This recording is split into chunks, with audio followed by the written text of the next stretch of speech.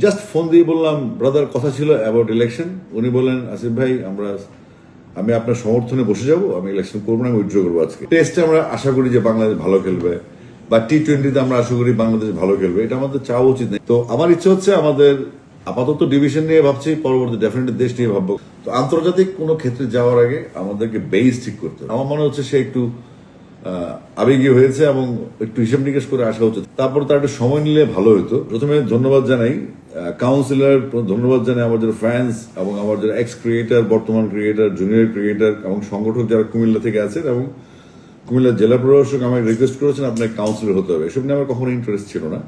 তো যখন কাউন্সিলর বানানো হলো তখন আমাকে আমাদের সিনিয়র ক্রিকেটার বললেন যে তোমাকে এবার ডাইরেক্টর হতে হবে, কাজ এই জায়গাটা থেকে কাজ করার সুযোগ বেশি থাকে। তখন আমি তো আমেরিকায়, আমি তো আসলে এত ঝামেলায় যেতে পারবো না। তারপর আমার যারা ফ্রেন্ডস আছে, যারা ক্রিকেট কলিগ আছে, তারা বললো না ডাইরেক্টর হতে হবে। তখন আমি ইনিশিয়েটিভ নিলাম এবং আমাদের চিটাগং ডিভিশনাল যে কাউন্সিলর আছেন তাদের সাথে যোগাযোগ করলাম। তো আমার রিজন হচ্ছে আমি সব কাউন্সিলর যোগাযোগ শেষে লাস্ট ভোটটা আমি চাইলাম মীর হেলালের কাছে, ব্যারিস্টার মীর হেলাল।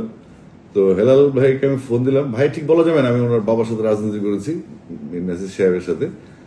তো মীর হেলালের সাথে কথা বললাম। তো ওনাকে বললাম, জাস্ট ফোন দিয়ে বললাম, ব্রাদার কথা ছিল অ্যাবাউট ইলেকশন। উনি বললেন, আসিফ ভাই আমি আপনার সমর্থনে বসে যাব, আমি ইলেকশন করবো না, আমি উইথড্র করবো আজকে। আমি তো অবাক। আমি বললাম যে আসলে ব্যাপারটা এরকম না, আমি তো ভোট চাওয়ার জন্য ফোন দিয়েছিলাম। ভোটাভোটের কিছু নেই, আপনি কাউন্সিলর হন, আমিও খেলছি, আপনিও খেলেছেন, আমরা সেম সাইড, আপনি প্লেয়ার আমিও প্লেয়ার, একজন গেলেই হবে। এমন ঠিক আছে, আমরা একসাথে কাজ করবো। এই আমার টার্গেট হচ্ছে বান্দরবান, খাগড়াছড়ি, রাঙামাটি, বান্দরবান, চাঁদপুর, ফেনী, নোয়াখালী, লক্ষ্মীপুর, কুমিল্লা এবং আমাদের ব্রাহ্মণবাড়িয়া, কক্সবাজার, এই জেলাগুলোর সবার সাথে কথা হয়েছে। আমার টার্গেট হচ্ছে তরুণ প্রজন্ম যারা খেলার মাঠ পায় না, খেলতে সুযোগ পায় না, এবং মাঠের সংকট, খেলার শিডিউল সংকট, দেখা যাচ্ছে সিজনে খেলা হচ্ছে না, কোনো ক্রিকেট ক্যালেন্ডার বা স্পোর্টসের কোনো ক্যালেন্ডার নেই। সেক্ষেত্রে আমি চিন্তা করলাম যে আমি যেহেতু পুরনো সংগঠক, আমার উচিত হবে কাজ করা। আর এখন আমার খুব একটা কাজ নেই, শুধু গান গাই, সবসময় গান গাই। তো গানের ফাঁকে যেহেতু ক্রিকেটের এক্সপিরিয়েন্স আছে, আমি সেটা কাজে লাগানোর জন্য ইলেকশনটা করা। শুধু প্লেয়ারদেরকে ব্লেম দিলে হবে না, আমাদের সাংগঠনিক দক্ষতা এবং রুক্ষতা দুটা উল্টা পিঠে কাজ করে। সেটা হচ্ছে আমরা যেমন টেস্টে আমরা আশা করি যে বাংলাদেশ ভালো খেলবে, বা টি-20তে আমরা আশা করি বাংলাদেশ ভালো খেলবে, এটা আমাদের চাওয়া উচিত না। এই কারণে আমাদের ফার্স্ট ক্লাস ক্রিকেট খুব একটা রেগুলার হয় না, যেগুলো ফোকাস করা হয় না। আর টি-20 কোনো টুর্নামেন্ট বাংলাদেশে হয় না, হয় বিপিএল একটা, সেখানে সবাই সুযোগ পায় না, ম্যাক্সিমাম বিদেশি প্লেয়ারের ফোকাস থাকে। তো আমার উদ্দেশ্য হচ্ছে যে আমাদের মাঠে যে সংকট এবং আমাদের প্লেয়ারদের যে মানে ফোকাস করার জায়গাটা থেকে আমরা খুবই সাংগঠনিকভাবে দুর্বল, এবং প্রত্যেকটা জেলাতে আমরা দেখি অ্যাফিলিয়েটেড টিম থাকে যারা ইনফ্যাক্ট নতুন সংগঠক তৈরি করতে দেয় না, নতুন প্লেয়ার তৈরি করতে দেয় না, নতুন কোচেস তৈরি করতে দেয় না। তো এই সমস্ত প্রতিকূলতা আমার চোখে দেখে আমি গতবার টিম করেছি আমাদের কুমিল্লা সুপারস্টার্স, অন্য নামে করতে হয়েছে, এখন তো ফ্রি। তো আমার ইচ্ছে হচ্ছে আমাদের আপাতত ডিভিশন নিয়ে ভাবছি, পরবর্তী ডেফিনেটলি দেশ নিয়ে ভাববো, কারণ দেশ তো আমারই। আমি আসলে ওটা জানতাম না, তাই আমার সাথে ঘনিষ্ঠ বলতে কি, ওকে ওর ফ্যামিলির সাথে ঘনিষ্ঠ হবে। ওর চাচারা আমার সাথের কলিগ, বিশেষ করে আফজাল ওর চাচা, আমার বন্ধু, আমরা একসাথে খেলতাম চিটাগং লিগে। আর তামিম ইকবালকে আমি খুব একটা পাই না, but as dashing opener Bangladesh asset হিসেবে আমি চাচ্ছিলাম যে সে আসুক, বাট আমার মনে হচ্ছে সে একটু আবেগী হয়েছে এবং একটু হিসেব নিকেশ করে আসা উচিত। কারণ আমাদের এই জায়গাটাতে তামিম ইকবাল মাত্র অবসর নিয়েছে মনে হয় না আমার। তারপর তার একটু সময় নিলে ভালো হতো। তামিমকে আমাদের লাগতো, আরো লাগবে। এখনো তো সময় শেষ হয়ে যায় না, এটা ইলেকশন মাত্র, আরো সময় সামনে আছে। ডেফিনেটলি তামিম ইকবালের মতো একজন ট্যালেন্টেড ক্রিকেটার আমাদের সাথে থাকবেন, আজকে হোক কালকে হোক। আর যেহেতু সে ক্রিকেটার, সে আমাদের সঙ্গ দিবে আমরা আশা করি, এবং তামিমের শক্তি আমাদের কাজে লাগবে। সিয়ার্স কোনো ক্রিকেট লিগ হয় না। আর ইনফ্যাক্ট যেটা হয় সেটা হচ্ছে উইন্টার সিজনটা, যেটা আমরা 3 মাস সময় পাই ক্রিকেটের জন্য, সেখানে আমাদের প্লেয়ারদেরকে খেলার সুযোগ দেওয়া না। সারা বছর প্র্যাকটিস করার পর একটা প্লেয়ার 2-3টা ম্যাচও খেলতে পারে না। কারণ কি, কুমিল্লার মাঠ দখল করে রাখে ঢাকার ক্লাবগুলি। দেখা যাচ্ছে বড় বড় ক্লাবগুলি কুমিল্লা লিগ, কুমিল্লা মাঠ অকুপাই করে তাদের খেলাধুলা করছে, কিন্তু আমাদের প্লেয়াররা মাঠ ছেড়ে দিচ্ছে, দর্শক হয়ে যাচ্ছে। সেক্ষেত্রে আমার কুমিল্লায় ড্রাগ এবং কিশোর গ্যাং এর একটা ব্যাপক বিকাশ ঘটেছে। এই রিজনটা হচ্ছে যে বাচ্চারা যদি মাঠ মুখী না হয়, বাচ্চারা যদি খেলতে না পারে, তাহলে ফিট জেনারেশন তৈরি হবে না। ফ্যাট জেনারেশন তৈরি হবে। তো বাচ্চাদের খেলা মাঠে আনলে আমি বিশ্বাস করি যে যেটা আমি নিজে ছোটবেলায় খেলেছি এবং সংগঠক ছিলাম, সেক্ষেত্রে আমি আশা করি আমাদের তরুণ প্রজন্ম মাঠে ইনভলভ হলে এগুলো কমে যাবে। এবং এটা সারা চিটাগং বিভাগ, নট অনলি সারা বাংলাদেশ থেকে, আমাদের বাংলাদেশের বাইরেও আমরা দেখি যে আমাদের প্লেয়াররা এন্ড ফুটবল যারা খেলেন অনেক বিদেশি থেকে আসে, বাংলাদেশ ফুটবল টিমে খেলছেন, এভাবে ক্রিকেটাররাও বিভিন্ন টিমে খেলছেন।